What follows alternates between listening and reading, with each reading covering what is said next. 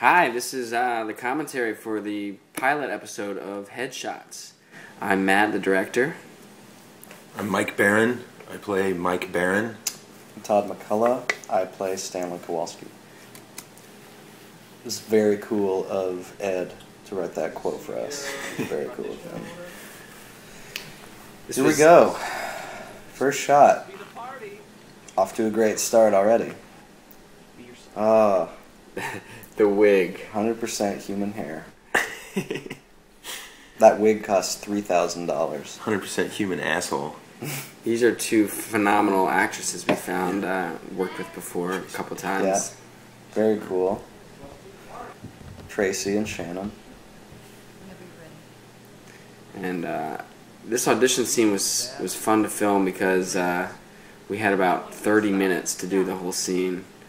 And we just had to roll and just get it. And it turned out pretty well. I mean, fortunately, I'm kind of like a first time, every time, kind of actor. And it really became frustrating for me over the course of things to, I would have it perfect on the first take, and we'd have to keep doing it over and over for, the other actors, or the lesser actors, I should say. The people in this business. Here we go. Here we go, Mike's character introduction. I want everybody to just pay attention to my abs. Because that's really where all my work went. There's nothing like I actually did steal that money. I know.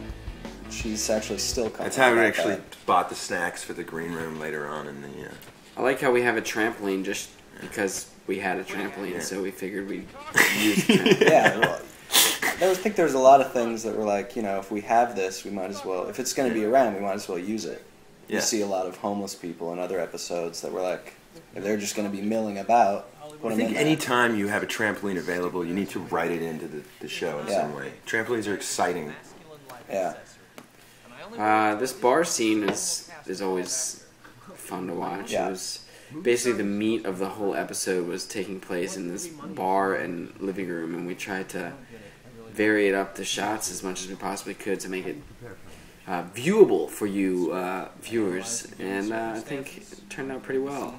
I'll admit, I was slightly concerned.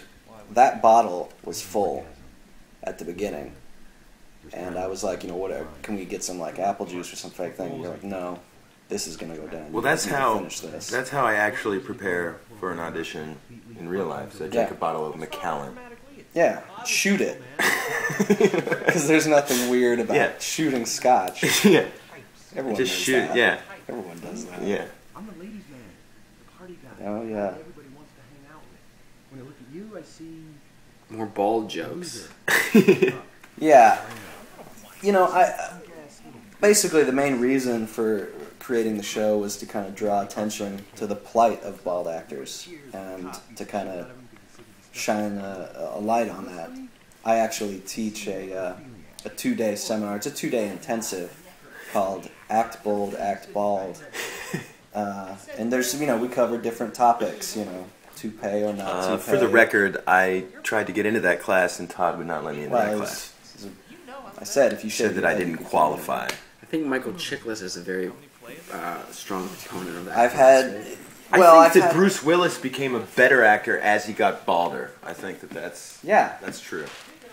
But no one talks about it. It's something that's sort of swept under the rug, and bald people are treated as second-class citizens in Hollywood. And this is. Yes, I was like, we're going to really hammer that home. If it happens to be funny, that's great. But first and foremost, let's start the discussion. Bud Light sponsored this. I feel like Bud Light owes us like at least one feature film based on the money we've spent on them. Yeah. They're listed as exec producer. They should be. I feel like we're the executive producers of Bud Light based on the amount of money that we've spent on Bud Light the executive over the last 9 consumers years. of Bud Light. I don't know about producing it. All right, so this is a section that we had to reshoot. Yeah. It was mainly because the performances sucked and I just couldn't handle watching them anymore. This is actually all CG. What you're seeing here was something that Matt created digitally because we just weren't getting what he wanted. Yeah. But I think it works. I think it works. You can't really. It was actually animated and done in Korea, and you couldn't tell that from looking at it. It looks like a regular scene. Yeah. It is pretty amazing what they can do these days. It's kind of a relief as an actor to know that even if you suck, like some kid in Korea can make you look like a good actor. Yeah.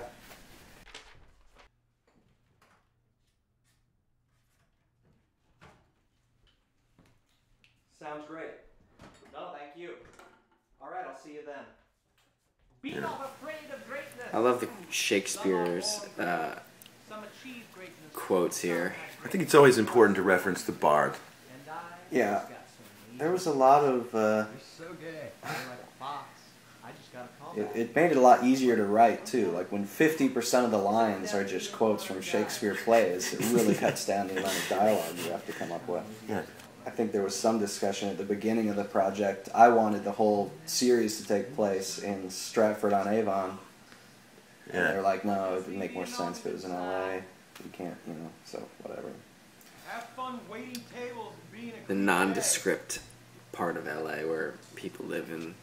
Yeah, it's a really accurate portrayal of what struggling actors live. Yeah, they live in it. Look at this terrible place that they live in. Poor conditions these guys live in. Yeah. 2 kitchens. You really got to feel bad for these guys. Yeah.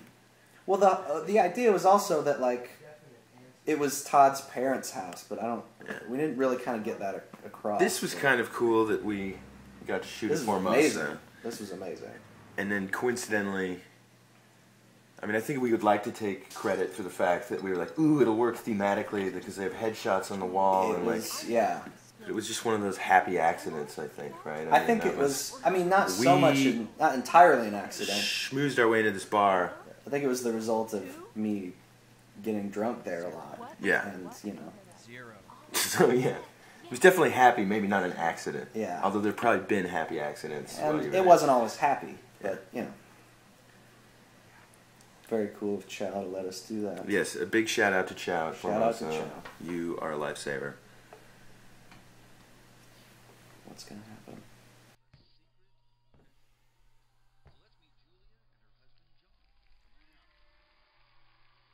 Oh yeah. Suspense.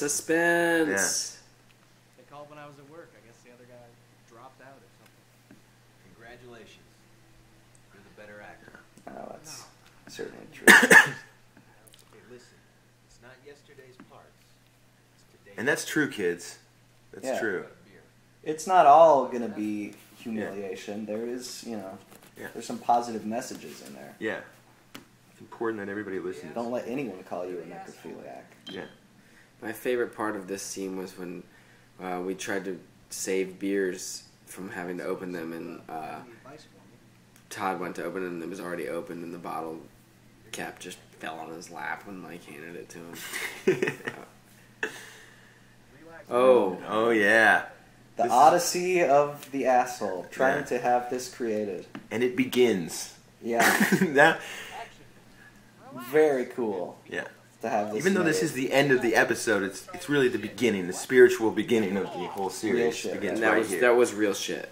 It was a combination of Matt's and Mike's. It was amazing what I had to eat to get that perfect consistency. So that was It was a pilot episode. It's episode 1. Really flew by. Yeah. It only felt like 9 minutes. Yeah.